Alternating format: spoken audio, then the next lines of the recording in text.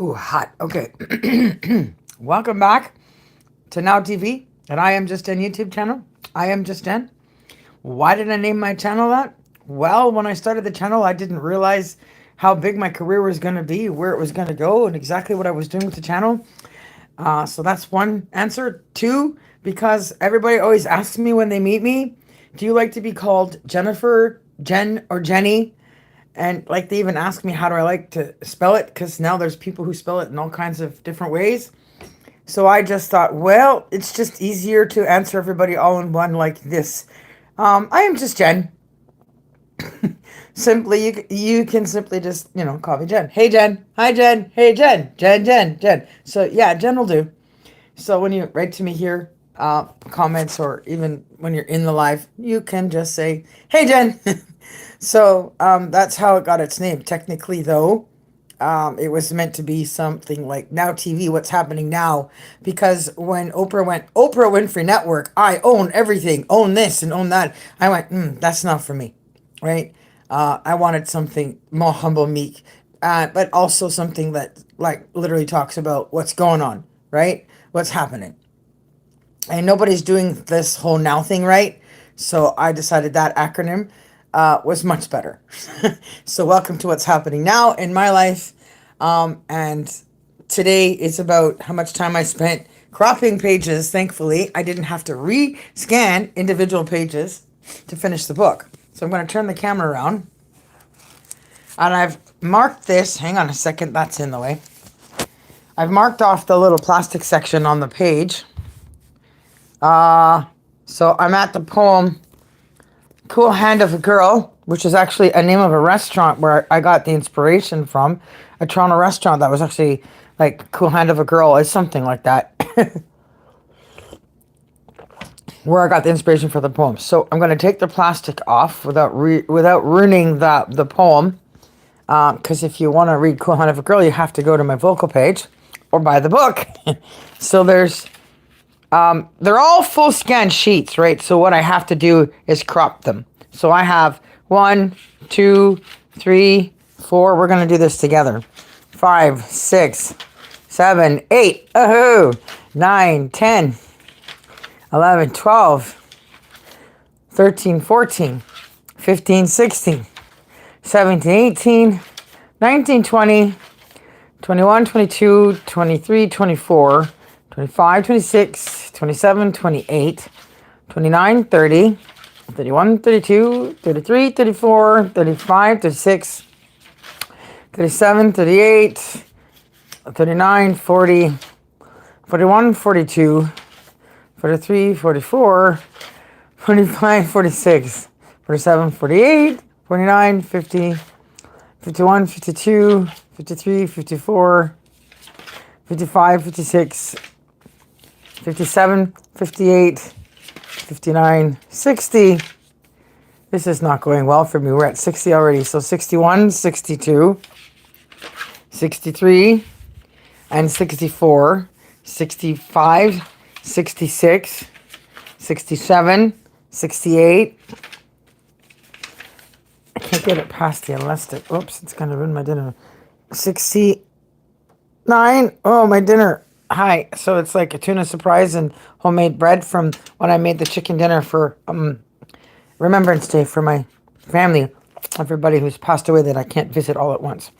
69, 70,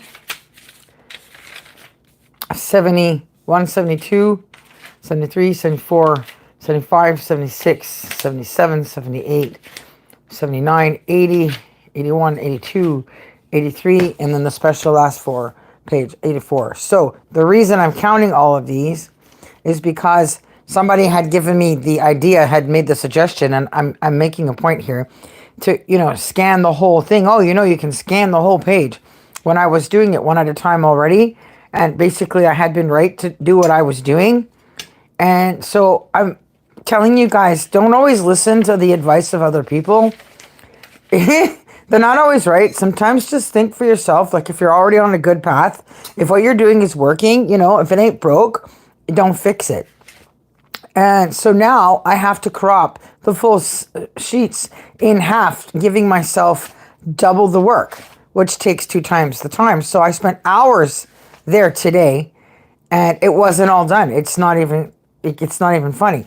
And after I'm done finishing the cropping of this stuff, I then have to take all of those cropped pages and I have to put them in to either a Microsoft publishing file, either single page to start with, or a Microsoft Word file, single page to start with. Everything from the cover, because I've scanned it all, one by one, and then I have to put it all in a 2-page view, and then I have to number it and to make sure everything's in order for all the pieces.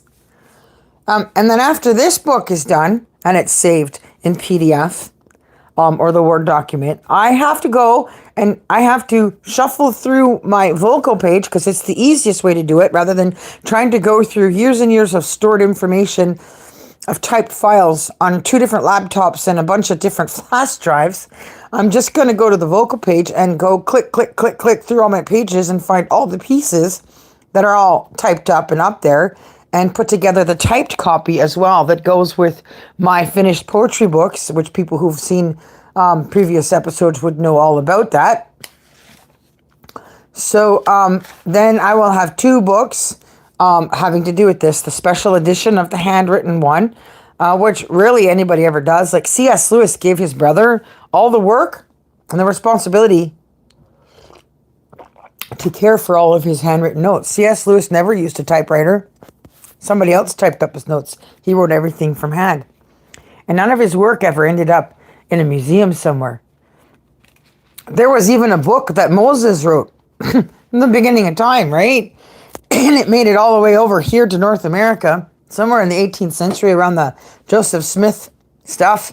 And it got lost as well, stolen and run away with, and nobody saw it again. So I'm like of a first generation of writers where I can have my stuff put up on the internet. So every once in a while, I'm going to share. You see how I have, oops, hang on, I got to do this again.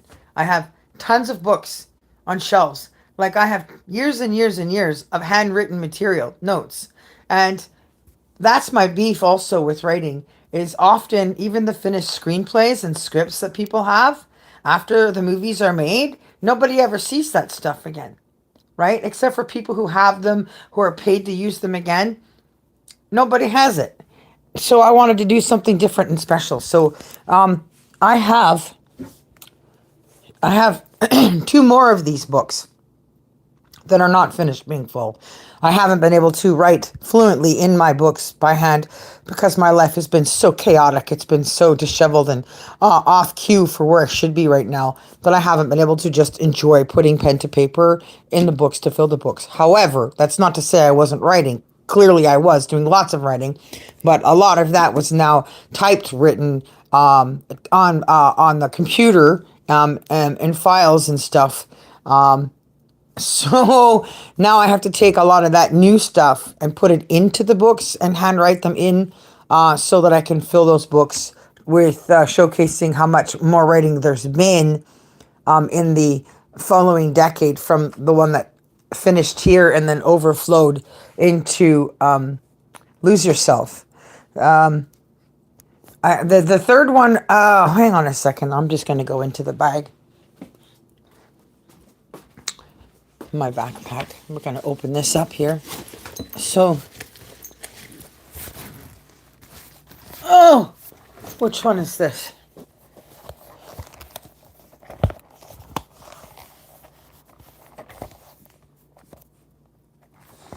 Okay, this is Lose Yourself. So this is the overflow. Sorry, I still don't have my voice back. So this is the overflow material that goes with 8 Mile 2, which goes with Eminem and the movie 8 Mile that was fiction. But this story of my real life fits so well with that movie, it's dumb. So like this work is essentially written and the notes are taken. It's a gift for him. It's just meant for Eminem. It's meant for Marshall Mathers because there's a possibility there for crossing true material with fiction. So essentially I'm trying to get this stuff published and do some poetry readings in hopes that he gets them, because I have my first rap songs in that material, and it's pretty intense stuff, and it's only suitable for people who have life stories that relate to that. And then after I got over all of that stuff, like the therapy years, I started new beginnings. And so there is stuff in here, and it's good, but all this stuff is up on my vocal page already, but I never finished filling the books because my life was so chaotic. And that's kind of the point of Eminem and 8 Mile, and how I ended up titling that book 8 Mile 2, My True Story, because I couldn't get over just how much my life was just being lived that way. Living in a van, no insurance, license expired, not by accident, not deliberate. Anyways, I won't get into that. So I never got to fill these out. Like, I did use lots of computers and write stuff, so I have to now fill the books. So new beginnings. The idea here with what I've done with asking for the downtown East Side Small Arts Grant. This will be my 3rd year for the funding. And in the 3 years of funding, some things have gone right and some things have not. But if everything goes right with the funding this year, I will be on top of the world. I will have gotten it all figured out. And I shouldn't have to have it again, because I should be able to leave the East Side. And life should be good. I should be able to go on book tours and do book signings and do events. And events could be including, maybe we do some sort of 8 Mile 2 thing, even if it's on stage and not actually a movie. So it's too bad nobody out there knows Eminem to tell him to check in with my channel, because that would be great. Anyways, I'm going to go back to eating my dinner.